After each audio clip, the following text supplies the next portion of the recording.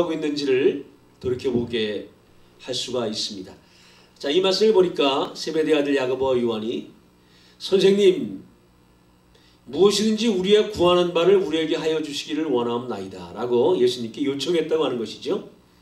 우리의 무엇이든지 구하는 바를 우리에게 하여 주시기를 원하옵나이다.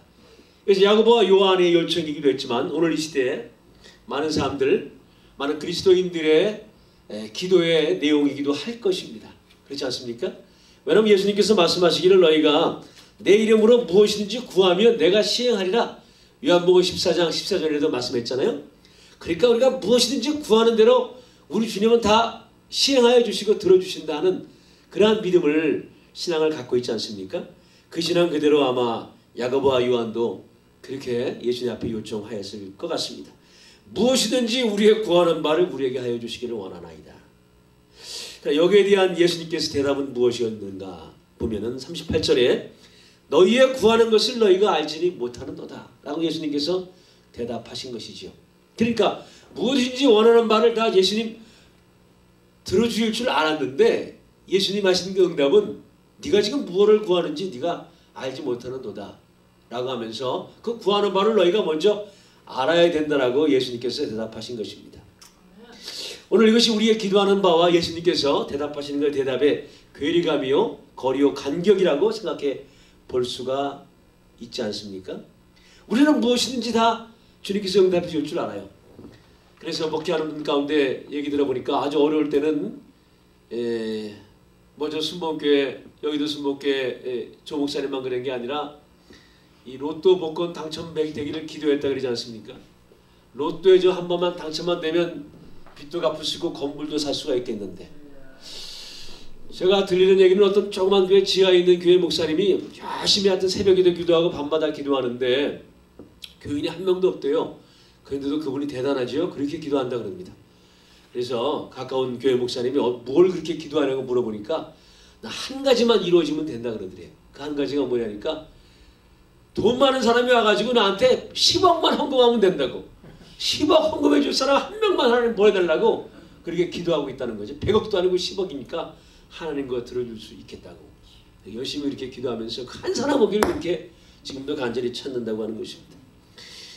간절히 필요한 거 이 시대는 지금 무엇보다 뭐니 해도 money라고 돈을 또 사람들이 이렇게 찾고 기도하고 또 어떤 사람들은 명예 또 어떤 사람들은 교회가 커지기를 이렇게 기도하는 또 그리스도인들은 이 땅에 살면서 필요한 모든 것들을 주님께서 다 무엇이든지 우리가 구하는 대로 주님은 주실 수 있지 않습니까? 주일 줄로 믿습니다 하고 기도하고 있어요.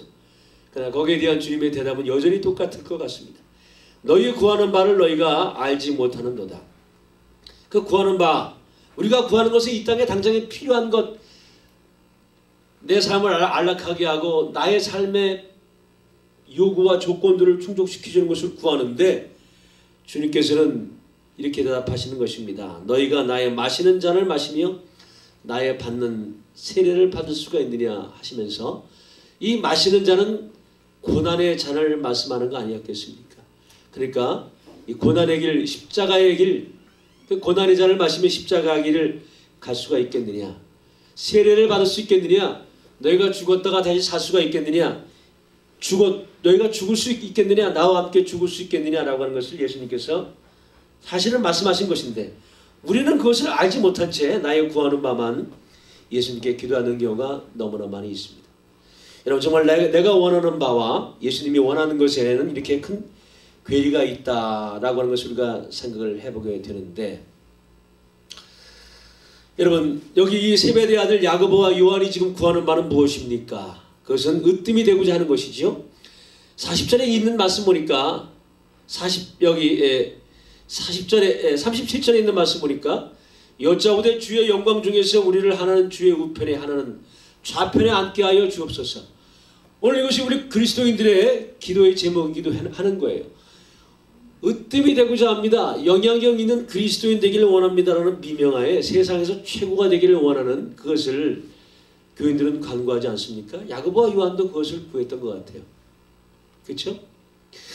오늘 이 말씀을 보면 예수님의 제자들의 그 관계가 어떤 관계인가 하는 것을 생각해 볼 수가 있는데 예수님과 12제자의 관계에 알다시피 여기에는 이 말씀에 있는 것을 보면 예수님의 오른쪽과 왼쪽이라고 하는 1위 자리가 있는 것처럼 2등의 자리가 있고 3등의 자리가 있는 거예요. 서열이 있는 거였다라고 제자들은 생각을 했던 것 같습니다.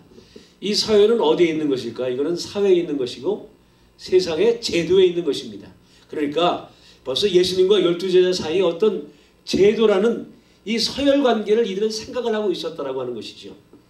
그러니까 예수님의 생각과 전혀 다른 제자들의 생각은 무엇이냐 하면 제도의 관계, 서열의 관계를 제자들은 생각했었고 그 서열 중에 으뜸이 되기를 원했다고 하는 것입니다. 그런데 이것이 예수님의 야고보와 요한만의 그러한 요청이었을까요? 이것은 그 다른 10명의 제자들도 마찬가지의 생각을 가졌었습니다. 그래서 41절에 있는 말씀 보면 10제자가 듣고 야고보와 요한에게 대하여 분이 여겼다. 어떻게 그럴 수가 있느냐? 어떻게 너희들만 으뜸이 되고 1등 되려 그러냐? 너희들이 어떻게 우리의 그런 우리를 다스리는 자가 되겠느냐라고 분이 여겼다고 하는 것이죠. 왜냐하면 이 사람들 다 자기들 나름대로 으뜸이 되고자 그렇게 높은 자리에 앉으려고 그 서열의 중요한 자리에 영향력을 끼치는 자리에 앉으려고 하는 마음들을 그러한 열망들을 가지고 있었기 때문 아니었겠습니까? 그런데 이런 12제자만의 얘기일까요? 이것은 오늘 우리 목사님들도 목회하는 분들에게도 동일한 또 모든 그리스도인들에게도 동일에 해당되는 얘기 아니겠습니까? 으뜸되는 목회를 하려고 하는 거예요. 최고의 목회를 하려고 하는 거예요. 그 최고의 목회가 무엇일까? 그것은 바로 서열의 관계를 말하는 것처럼 세상에 있는 관계를 말하는 것처럼 세상에서 최고가 되는 그런 교회를 이루고 싶은 세상에서 최고가 되는 그리스도인 되고 싶은 말이죠. 최고의 대접을 받는 그러한 교인이 되고 싶어하는 그런 열망들을 누구나 다 갖고 있고 그것을 간구하고 그것을 우리에게 허락하여 우리에게 주시기를 원하는 그 기도를 하고 있는 것이 오늘 우리 그리스도인들의 모습 아닌가 하는 생각을 할 수가 있는 것입니다. 요즘 그 인천에 아주 시끄러운 사건이 우리 사회를 떠들썩하게 하고 있는데 알다시피 러시아 엄마를 둔 그 다문화 가정의 아이가 아파트에서 추락해서 떨어졌어요. 왜 추락했는가? 조사를 해보니까 학대를 받았다. 아파트에서 폭행을 당한 거죠. 폭행을 당하다가 추락한 거예요. 야, 이게 이럴 수가 있느냐 그래가지고 이제 다문화 아이들이 이렇게 차별하는구나. 그래서 교육이 잘못됐다 그래가지고 교육을 돌아보자라고 하는데 근데 굉장히 특징적인 사건 하나가 있는데 그게 뭐냐면 이 사건은 말이죠. 우리 교회가 교회한테 오늘 교회 현실을 치명적인 그 문제를 가르쳐주는 사건이라고 하는 것을 우리가 고발하지 않을 수가 없는 거예요. 그게 뭐냐면 이 아들이 다 교회를 다녔다고 하는 거예요. 교회를 다니는 아이들이라고 하는 겁니다. 그래서 교회에서도 이 다문화 가정 아이를 때리고 폭행하는 사건이 빈번하게 일어났다라고 하는 것이 보도가 났어요. 제가 그걸 읽어보았습니다. 그런데 참 참담한 거 선생님은 그러지 말라 화해하고 너희 둘 다 잘못했으니까 서로 화해하고 사이좋게 지내라. 이러는 차원에서 늘 그것을 고쳐주려고 하지를 않았다고 하는 것입니다. 왜 그럴까요? 왜 고쳐주려고 그러지 않았을까? 많은 대다수 이 아이를 지금 아이는 한 명이고 때리는 아이들은 많거든요. 폭행하는 아이들은 많거든요. 그러지 말라 잘못했다 그러면 심하게 질책을 하면 그 아이들이 교회를 안 나올 수도 있는 거 아니겠습니까? 자, 오늘 우리 한국교회의 문제 가장 커다란 문제는 뭐냐면 징계가 사라진 거예요. 맞아요. 징계가 사라졌어요. 이 권면하는 것 정도를 지나쳐서 그러면 안 된다고 징계를 해야 되거든요. 자, 전라도에 있는 그 금산교회를 가봤는데 그 기역자형 한옥교회였습니다. 근데 그 교회 당회록이 거기 적혀있는 거 보고 깜짝 놀랐어요. 당회록 하면 당회를 하고 말이죠. 내년도에 교회 당회를 하고 결산만 보고하고 우리 끝나잖아요. 그리고 내년도 예산이 무엇입니다라고 그러니까 박수치고 끝나지 않습니까? 감리교회인가요? 우리 이제 당회를 그렇게 하고 있는데 내가 금산교회 당회록에 보니까 내년도 교회에 나오지 말아야 될 사람을 적어놨더라고. 이 사람은 교회 나오면 안 된다. 출교할 사람을 적어놨어.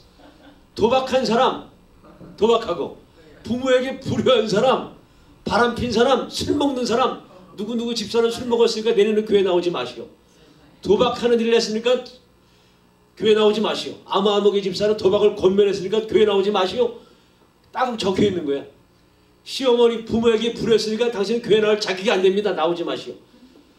권면한 사람도 있다. 권면하고 주일 성소 잘하라고 권면 누구누구하고 징계는 누구누구하고 출교 누구누구는 출교 조치합니다. 딱 이렇게 돼 있는 거예요.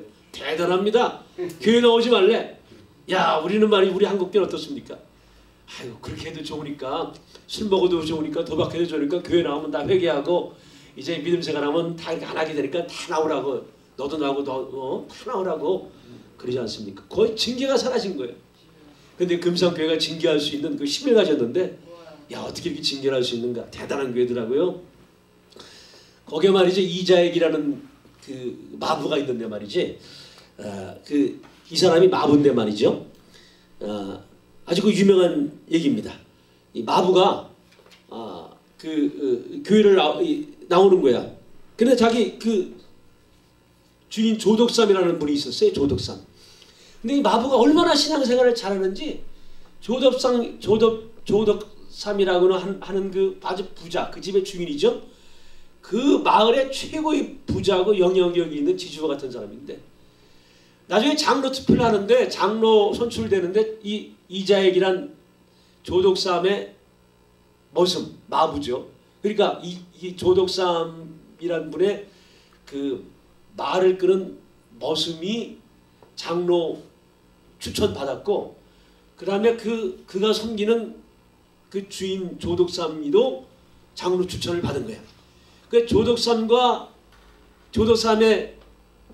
그 하인인 이자액하고 같이 투표를 하는데 세상에 교인들이 말이죠. 누구를 뽑았을 것 같아. 장로를 이 쌍놈 마부 하인 이자액을 장로로 선출한 거야. 이 교회에서. 대단하지 않습니까? 아니 누가 봐도 그 마을에 영향력이 있고 지주고 돈 많은 사람 이 사람을 장로로 뽑아줘야지 그 교회가 권세를 발휘할 거 아니겠습니까? 그런데 교인들은 그렇게 생각하지 않았다고 하는 거죠. 그런 건 전혀 상관하지 않고 객관적인 신앙생활을 평가해 봐서 그 마부라고 할지라도 이 사람을 장로로 뽑아놓은 거야. 그러니까 그 동네에 말이죠.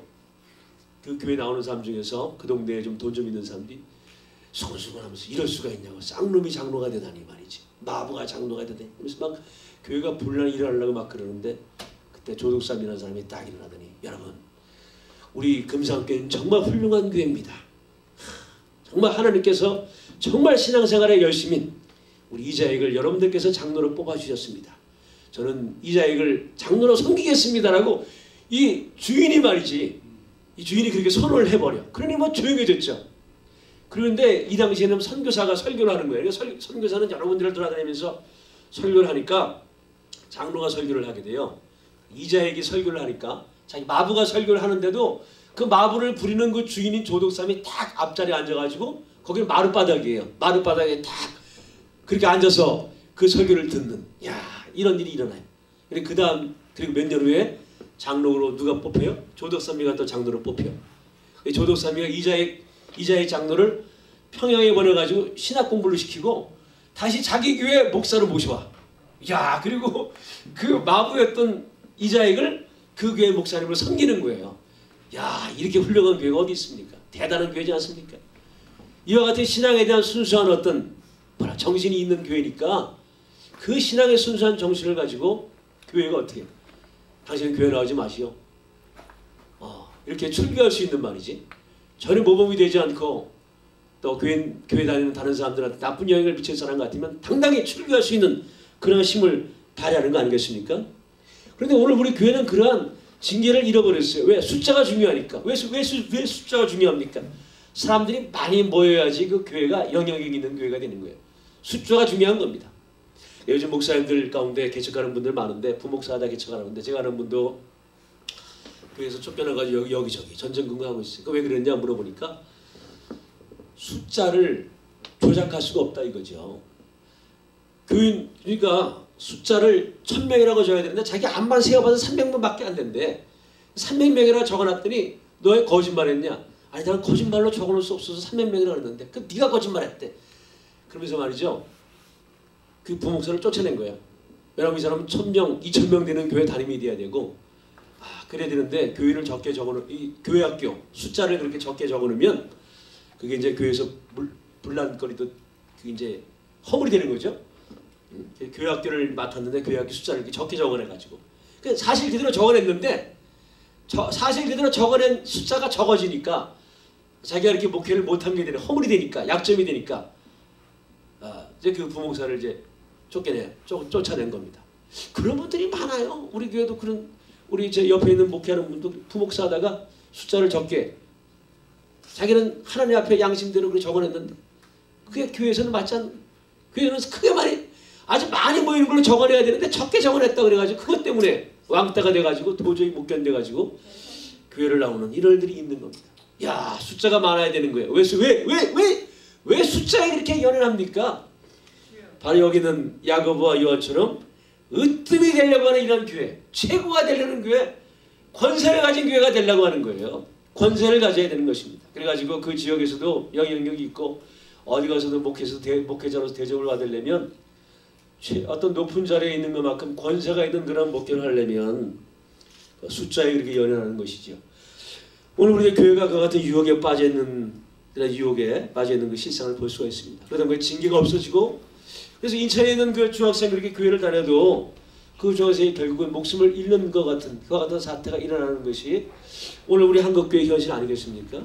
저는 그 사건 보면서 말이죠, 또 언제 생각해보는 게 뭐냐면 차별을 우리 교회가 또 주장하는 것이 아닌가. 이거 참 조심해야 됩니다. 물론 동성애자 차별해야 되죠. 그러니까 동성애자를 왜 차별을 해야 됩니까? 동성애가 잘못됐기 때문에 그 길로 가면 안 된다고 차별을 해야 되는 그 차별이지. 그러니까 동성애가 악하다라고 하는 것이 그 악하기 때문에 그 구별하는 의미에서 동성애는 안 된다라고 하는 것을, 그 동성애를 반대하는 것이 동성애자는 사랑해야 되는, 그러니까 그리스도의 사랑으로 품어야 되는 거 아니겠습니까? 근데 사랑은 잊어버리고 지금 차별만 있는 거예요. 이슬람이 들어온다 그래가지고 이슬람 난민도 받아주지 말자 하는데 교회가 지금 앞장서고 있어요. 근데 이러한 모습은 말이죠, 우리 교회가 자칫하면 위험해질 수 있다는 것입니다. 교회가 지금 너무나 많은 걸 가졌어요. 그래서 교회가 위험해지기 때문에 교회에 몰락을 가져올 수 있기 때문에 이건 안 된다는 것들이 있습니다.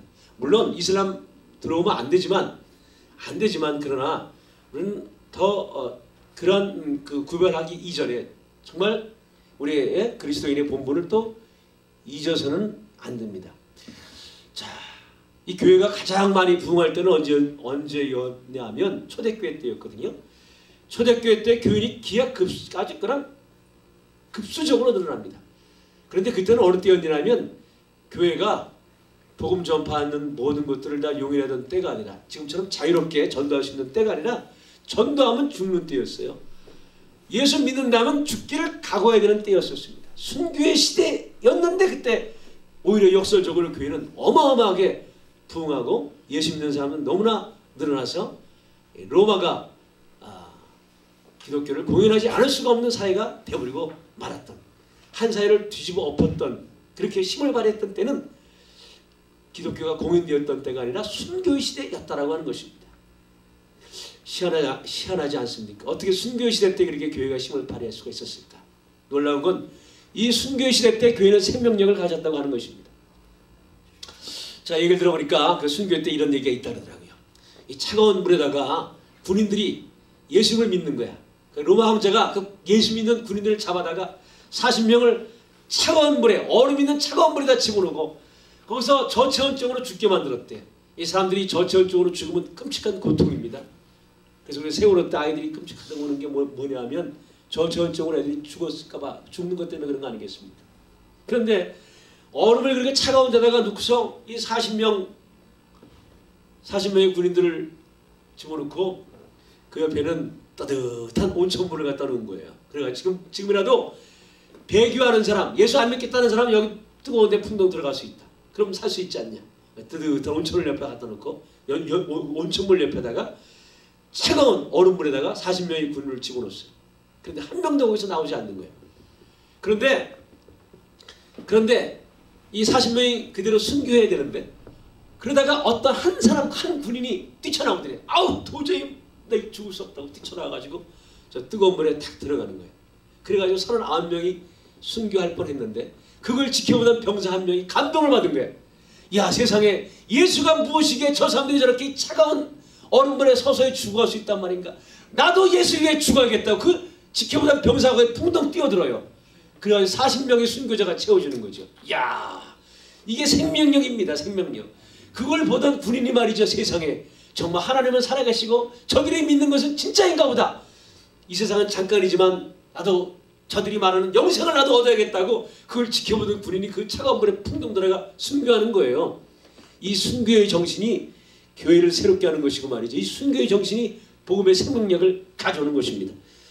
오늘 근데 우리 시대는 어떻습니까? 이 순교의 정신을 잃어버렸거든요. 순교의 가치가 지극히 상실된 그런 시대를 살아가고 있습니다. 오늘 38절에 있는 말씀 보니까 너희는 너희가 구하는 것을 알지 못하는도다. 우리는 항상 내게 필요한 것을 해달라 그러지만 예수님 말씀하십니다. 너희는 나의 마시는 잔을 너희가 마실 수가 있느냐? 나의 받는 세례를 받을 수가 있느냐? 이렇게 말씀하셨거든요. 자, 오늘 이 말씀에서 이 말씀의 의미를 좀 더 깊이 생각해 보기 위해서 이 예수님의 제도를 함께 생각을 해보고자 합니다. 예수님이 제도가 아니죠. 제자들이 생각했던 제도가 있습니다. 으뜸이 되고자 서열을 만들고자 했던 그 제도가 있었던 것처럼 예수님의 제자는 어떤 그런 제자를 이런 어떤 서열을 생각했던 것 같아요. 이 서열은 말이죠. 제도라고 하는 것인데 그런데 이 제도는 말이죠. 제도라고 하는 것은 위로부터의 권세입니다. 위로부터의 권세. 그래서 제도는 위로부터 만들어지는 것입니다. 그렇죠? 그래서 하향적인 거예요. 그런데 기독교 역사가 313년에 기독교로 공인된 다음에 그때 무엇이 생겼냐면 드디어 기독교가 제도가 생기게 되는 거예요. 교회 제도가 생겨나게 되었습니다. 자, 교회 제도가 생겨나면 신앙생활을 편하게 할 수 있을 것이라고 생각을 했는데 이 교회 제도가 생겨난 다음부터 순교할 어떤 그 순교의 사건들이 적어지게 되고 순교가 없어지게 되죠. 이 순교가 없어지게 되면서 교회의 생명력이 급격히 감퇴되기 시작합니다. 그래서 교회가 타락의 길로 사실은 공인된 이후부터 교회는 타락의 길로 들어서게 되죠. 그 제도가 생기면서 말이죠. 높은 서열이 생겨나게 되고 높은 교황이 되려고 그리고 또 교회의 권세를 높은 자리에 가려고 그리고 좋은 권세를 차지하려고 애를 씁니다. 참 애를 써요. 그래서 우리 이 교회에서 큰 서열에 높은 서열에 앉는 것이 성공이 되는 거죠. 그래도 목회도 성공이 있습니다. 성공해야 돼. 그래서 성공하려면 참 머리를 잘 써야 되는데 그때 잘 선택하고 잘 했어야 되는데 그래서 말이죠. 저도 이 친구들이 지금 이 큰 교회 자리에 앉고 후배가 거기 앉는 걸 보면 그거 어떻게 그렇게 성공했을까 이런 생각이 좀 들거든요. 야 어떻게 이렇게 성공을 잘 하여튼 성공해서 이 으뜸되는 자리에 앉는 이 최고되는 자리에 앉는 이 자리에 앉는 이러한 것이 우리 제도적으로 지금 성립이 되어 있는 것이었는데 이것이 이 로마 교회도 바로 이렇게 되어 있었다고 하는 것이죠. 자, 그런데 이것은 이 제도는 말이죠. 교회를 급격하게 타락시킵니다. 그래서 이 타락에 반대해서 파라처치가 나오게 되는 거예요. 파라처치. 파라처치. 파라는 주변부 교회가 주변부 교회라고 하는 것이죠. 주변부 교회. 주변부 교회가 무엇일까요? 주변부 교회 BC 3세기에 말이죠. 우리가 그 아타나시우스라고 여러분 그 아리우스라고 아리우스는 뭐예요? 아리우스는 예수는 하나님에 종속된다라고 하는 거 이론론을 강조하지 않았습니까? 이 아리우스파들이 아타나시우스와 논쟁을 해요. 근데 아타나시우스가 삼위일체를 주장했잖아요. 아타나시우스가 처음부터 삼위일체가 인정받았던 건 아니었습니다. 이론론을 주장했던 아리우스가 크게 밀렸어요. 그래서 이 사람이 망명생활을 했어요. 이 망명생활을 할 때 이 사람의 이 아타나시우스에 영향을 준 사람이 있는데 안토니시우스입니다. 안토니시우스. 이 아타나시우스가 망명하면서 신앙생활하고 묵상하고 그리고 정말 하나님을 사랑하는 것을 보면서 큰 영향을 받아요. 그래서 이 안토니시우스가 성경 말씀을 그대로 순종하기 시작합니다.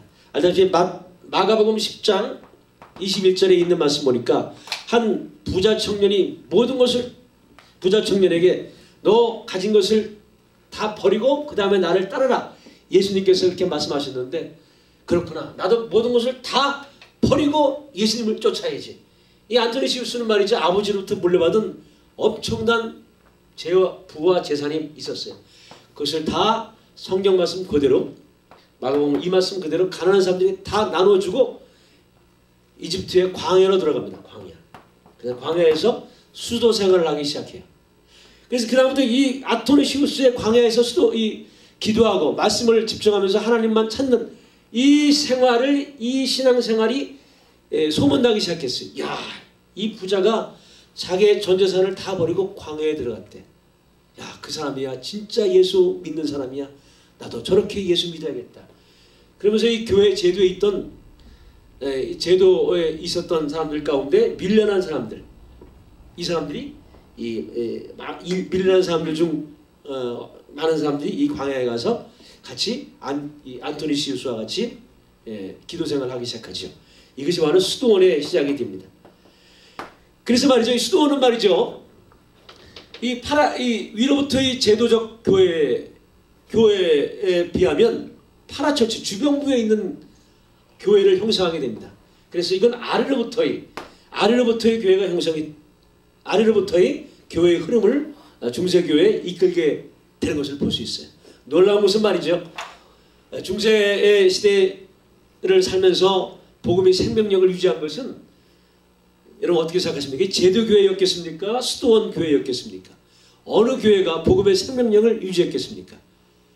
누가 봐도 복음이 그 능력을 발휘하려면, 영향력을 발휘하려면 세상에서 영향력을 발휘하는 제도를 갖춘 그 교회가 복음의 생명력을 유지하는 것이 당연한 것인데, 사실은 그것이 아니라 광야에 가서 그렇게 하나님을 찾고자 했었고 주님과의 일치를 찾고자 했었고 말씀을 묵상하고자 했었던 이 수도원이 복음의 생명력을 유지하는 그러한 큰 맥을 유지해 왔다라고 하는 것입니다.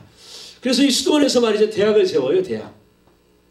대학을 세우고 이 대학이 이제 점점점 많아지면서 이 대학이 북유럽 쪽에 크게 번성을 하기 시작합니다. 자, 이때 이 로마에서는 말이죠, 제도교회밖에 안 남았어요. 그러니까 수도원들이 로마가 이 제도교회가 워낙 영향을 발휘하니까 이 수도원들이 이집트와 그 다음에 북유럽 쪽으로 퍼져서 거기서 신앙의 전통을 유지하기 시작합니다. 그러니까 이 제도교회가 세상 사람들에게 외면을 받기 시작합니다. 알다시피 제도교회의 모든 그 논점이라고 하는 것은 굉장히 관념적인 것.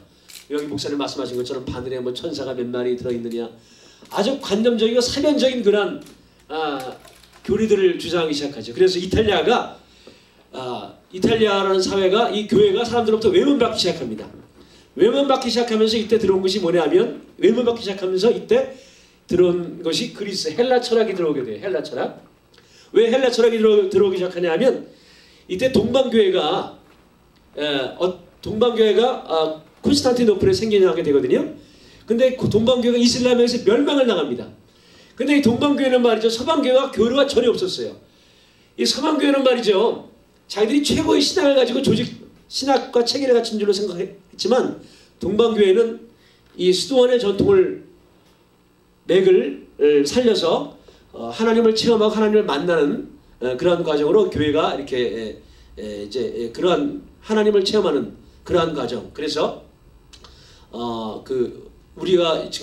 요즘 우리가 예수 하나님의 음성을 듣고 그 음성을 듣고 또 그 말씀의 그 뜻을 분별하는 하나님의 음성을 듣는 뭐 이런 운동들 많이 하지 않습니까? 이런 것들이 다 이미 동방교회에서 다 나왔던 그러한 체험의 그 운동들이라고 하는 거예요. 그런데 이 동방교회와 서방교회와 교류가 전혀 없었을 때 서방교회 중심인 로마는 말이 제도교회 중심이었습니다. 그런데 콘스탄티노플이 함락이 되는 거야, 이슬람에. 그래서 함락될 때 그때 동방교회 사람들은 다 러시아로 가서, 러시아에 이미 동방교회가 퍼져가지고 거기서 그쪽으로 가서 교회를 세우게 되는데, 그때 이 동방교회가 함락이 되면서 신앙이 없었던 이 많은 그리스 철학과 헬라 철학 사람들이 이 서방교회로 이탈리아로 들어와요. 피신을 해와요. 그래서 그들이 가져온 게 무엇이냐면 인문주의를 가져오게 됩니다. 인문주의. 자, 우리가 인문주의라고 생각을 하면 인문주의는 하나님 없는 그런 주의라고 생각을 하죠. 그런데 인문주의가 교회를 개혁하는 엄청난 힘을 발휘를 하게 됩니다. 인문주의 힘이 무엇이냐 하면 원문을 아자. 원본을 보자는 거, 원본. 그래서 인문주의의 원본이 뭡니까? 이 사람들이 생각한 것은 교회가 들어서기 전에 고대 로마, 이 고대 로마가 얼마나 부흥했는지, 얼마나 잘 살았던 사회인지를 다시 보자라는, 사실은 그러한 운동이었었어요. 그렇죠? 로마를 보면 말이죠. 거기에 조각상도 그렇고 대리석으로 만든 조각물들이 얼마나 대단해요. 그러니까 야, 교회를 보면 그런 형상들이 없는데 교회, 이 로마 교회를 보면 말하는 것이 다 재미가 없고 사변적이고 제도밖에 안 남아 있는데, 다시 로마 또 그리스를 보면 신화가 얼마나 재미있고 로마가 얼마나 큰 영향을 발휘했는가. 아, 이제 생각해보니까 로마가 쇠퇴해진 것은 교회 때문이야, 뭐 이런 사람들이 막 들어오기 시작했어요. 그러면서 인문주의 때문에 이 교회가 뭐랄까 위축되기 시작하죠. 우리가 근데 그렇게만 생각할 수가 있지만, 인문주의가 가져온 아주 커다란 영향력을 뭐냐면 원본을 찾기 시작했다고 하는 것입니다. 그러니까 그리스 로마 시대로 돌아가자라는 말은 그리스 로마 시대의 그 원래로 돌아가자는 말이 있는데, 그 말이 원본을 찾자는 말이 돼요. 그래가지고 에라스무스라는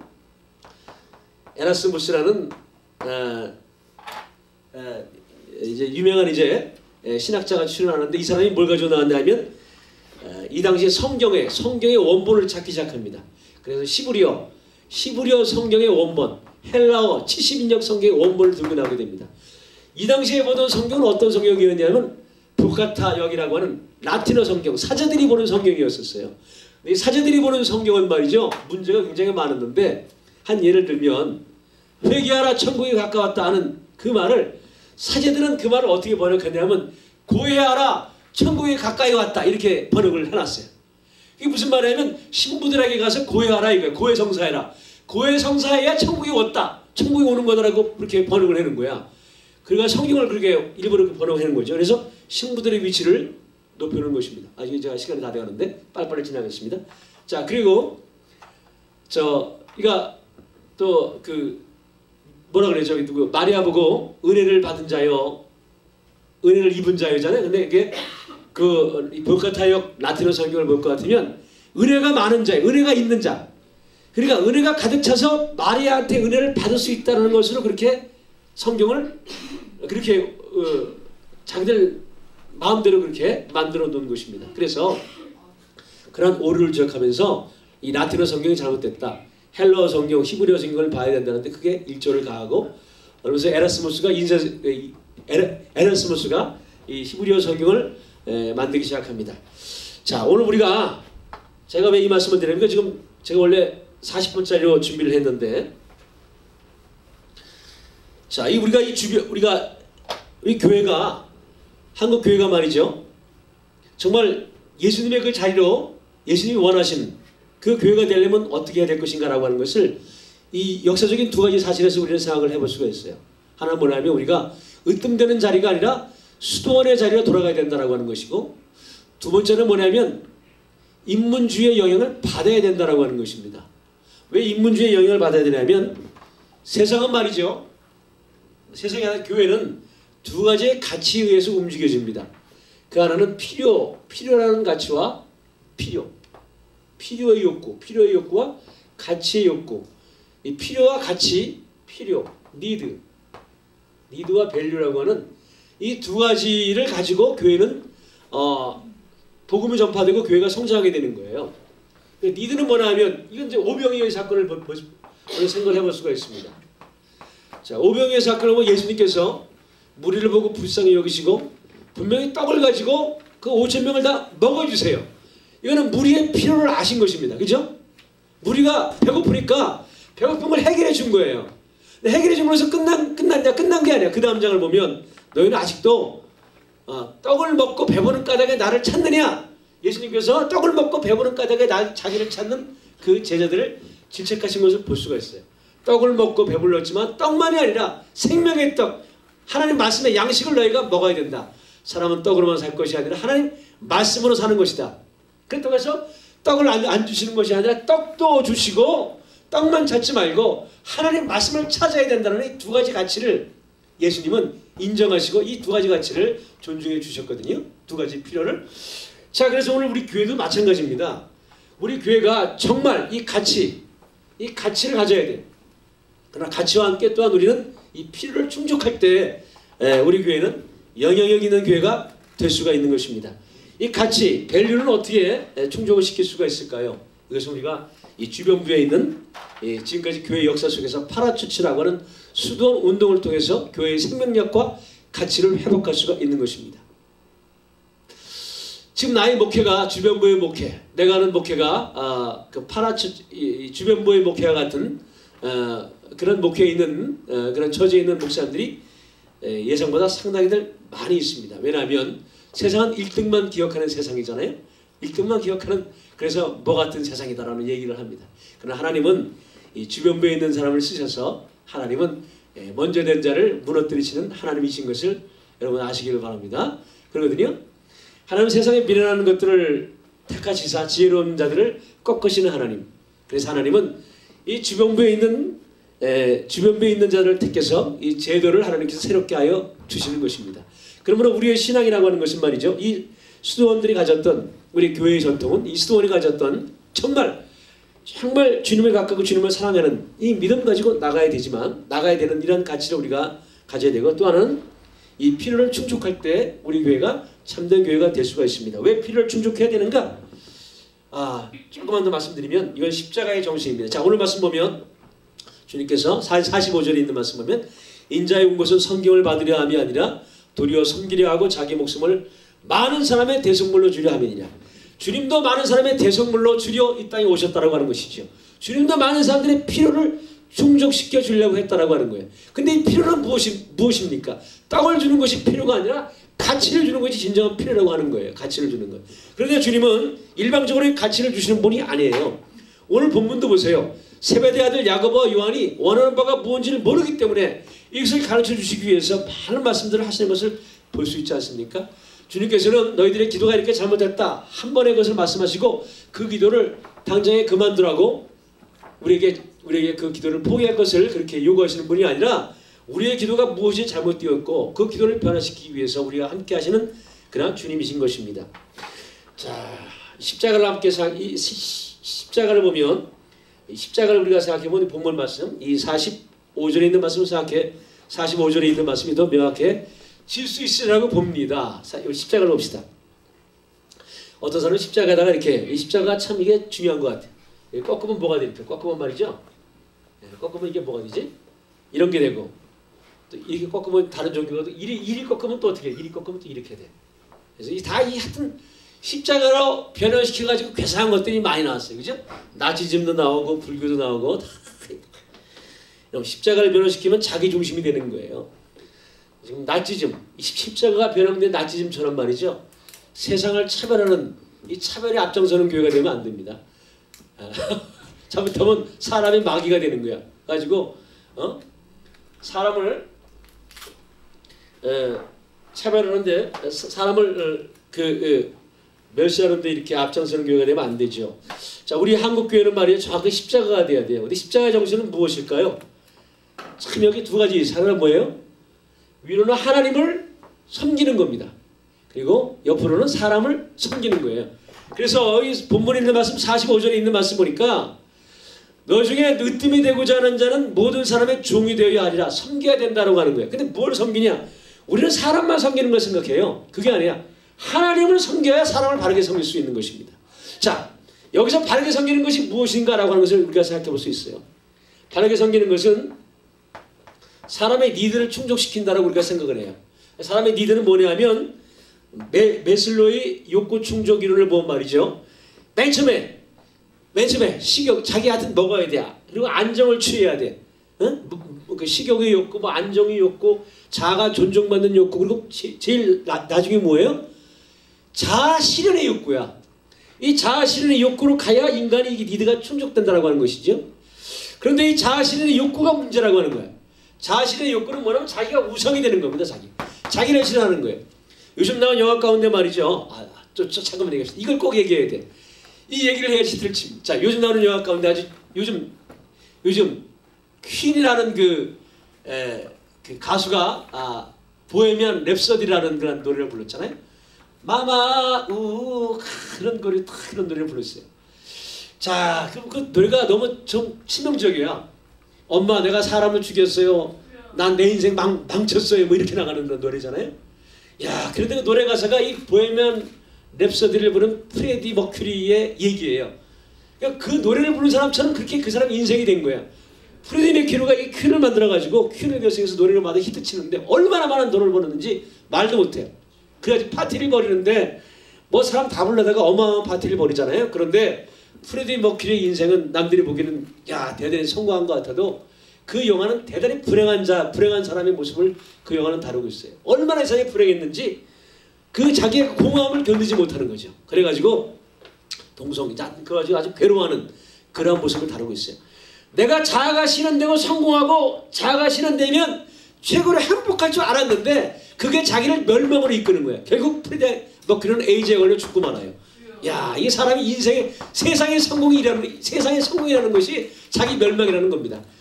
자, 오늘 말씀 보니까 예수님께서 너희가 나의 마시는 잔을 마시며 나의 받는 세례를 받을 수 있느냐?